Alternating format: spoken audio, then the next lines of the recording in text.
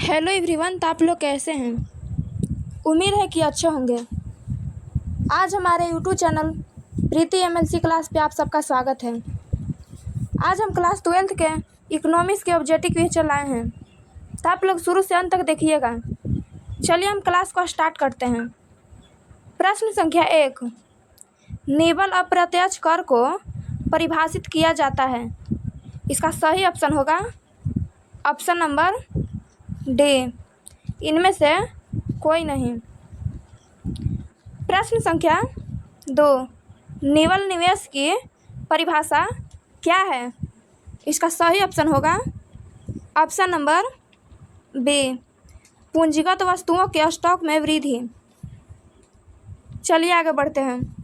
प्रश्न संख्या 3 की ओर, विदेशी विनिमय दर का निर्धारण होता है। इसका सही ऑप्शन होगा ऑप्शन नंबर सी, विदेशी विनिमय बाजार में मांग तथा पूर्ति द्वारा। प्रश्न संख्या 4, विदेशी विनिमय बाजार के रूप में क्या होता है। इसका सही ऑप्शन होगा ऑप्शन नंबर ए, हाजिर या चालू बाजार। बी, वायदा बाजार। सी, इसका सही ऑप्शन होगा ऑप्शन नंबर सी, ए और बी दोनों। चलिए आगे बढ़ते हैं। प्रश्न संख्या 5, विदेशी विनिमय दर का निर्धारण कौन करता है, क्या होता है। इसका सही ऑप्शन होगा ऑप्शन नंबर सी, मांग एवं पूर्ति द्वारा। चलिए आगे बढ़ते हैं। प्रश्न संख्या 6 की ओर, किसके अनुसार विनिमय दर एक देश की इकाई मुद्रा के बदले दूसरे देश की मुद्रा की मिलने वाली इकाइयों की माप है। इसका सही ऑप्शन होगा ऑप्शन नंबर ए, क्राउथर। चलिए आगे बढ़ते हैं। प्रश्न संख्या 7 की ओर, विनिमय दर के निम्नलिखित में से कौन से रूप है। इसका सही ऑप्शन होगा ऑप्शन नंबर ए, स्थिर विनिमय दर। बी, लोचपूर्ण विनिमय दर। सी, ए और बी दोनों। इसका सही ऑप्शन होगा option number D, option number C, A और बी दोनों। चलिए आगे बढ़ते हैं। प्रश्न संख्या 8 की ओर, स्थिर विनिमय दर के निम्नलिखित में से कौन से रूप है। इसका सही ऑप्शन होगा ऑप्शन नंबर ए, विनिमय दर की स्वर्णमान प्रणाली। बी, विनिमय दर की ब्रेटन वुड्स प्रणाली। सी, ए और बी दोनों। इसका सही ऑप्शन होगा ऑप्शन नंबर सी, ए और बी दोनों। चलिए आगे बढ़ते हैं। प्रश्न संख्या 9 की ओर, स्थिर विनिमय दर के निम्नलिखित में से कौन से गुण है। इसका सही ऑप्शन होगा ऑप्शन नंबर ए, अंतर्राष्ट्रीय व्यापार में वृद्धि। बी, विदेशी पूंजी की प्रोत्साहन। सी, पूंजी निर्माण में वृद्धि। डी, इनमें से सभी। इसका सही ऑप्शन होगा ऑप्शन नंबर डी, इनमें से सभी। चलिए आगे बढ़ते हैं। प्रश्न संख्या 10, स्थिर विनिमय दर के निम्नलिखित में से कौन से दोष है। इसका सही ऑप्शन होगा ऑप्शन नंबर ए, राष्ट्रीय हितों की अवहेलना। बी, पूंजी की सीमित प्रवाह।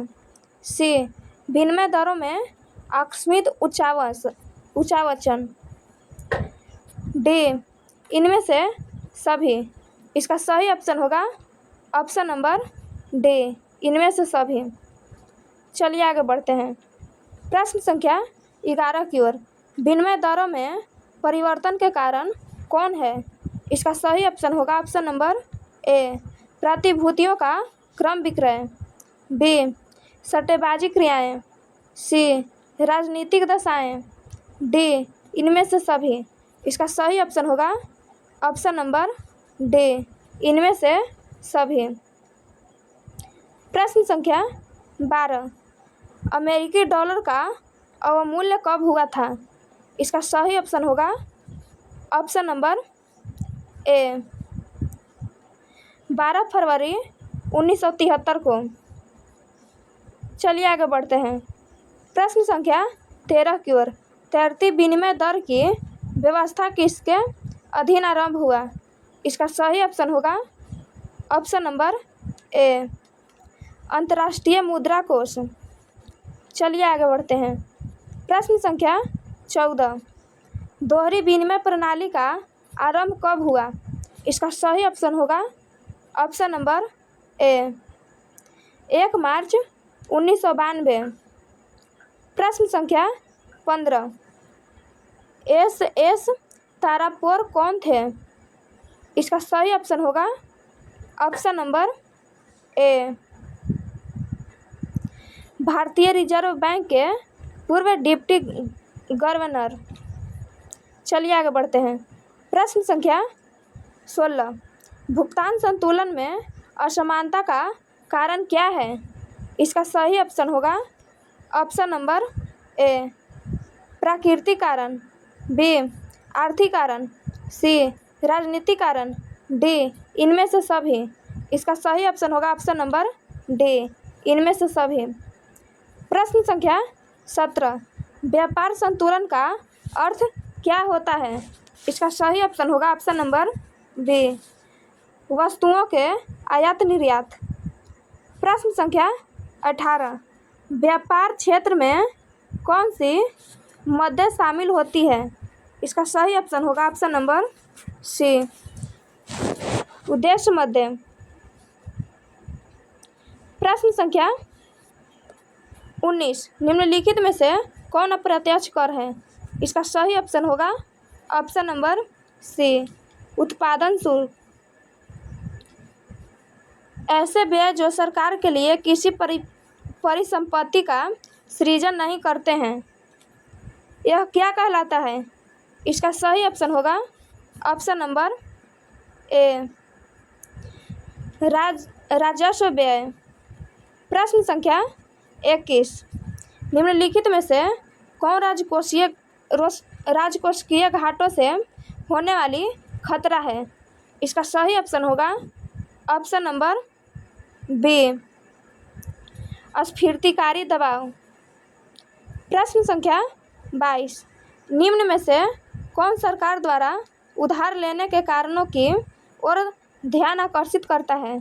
इसका सही ऑप्शन होगा ऑप्शन नंबर सी, राजस्व घाटा। चलिए आगे बढ़ते हैं। प्रश्न संख्या 23 की ओर। निम्न में से कौन प्राथमिक घाटों की सही माप है? इसका सही ऑप्शन होगा ऑप्शन नंबर सी, राजकोषीय घाटा माइनस ब्याज का भुगतान। बजट निम्न में से कौन सा शब्द है? इसका सही ऑप्शन होगा ऑप्शन नंबर सी, फ्रेच।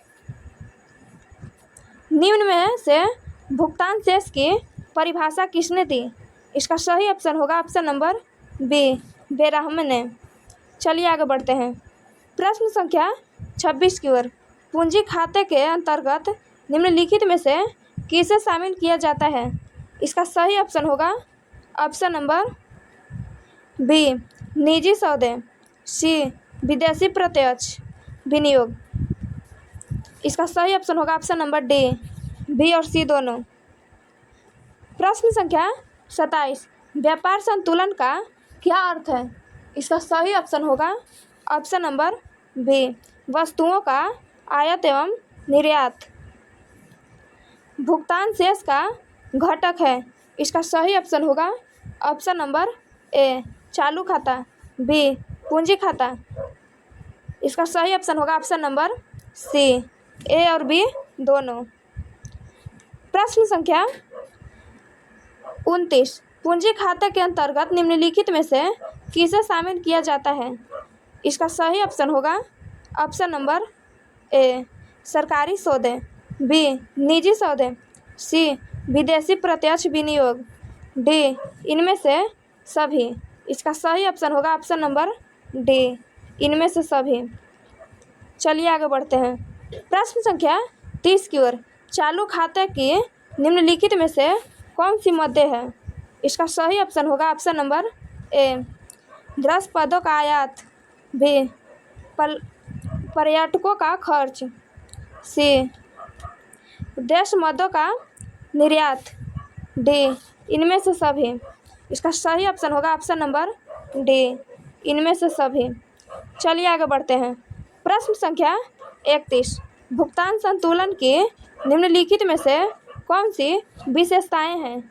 इसका सही ऑप्शन होगा ऑप्शन नंबर ए, निजी समय अवधि। बी, व्यापकता। सी, क्रमबद्ध लेखा रिकॉर्ड।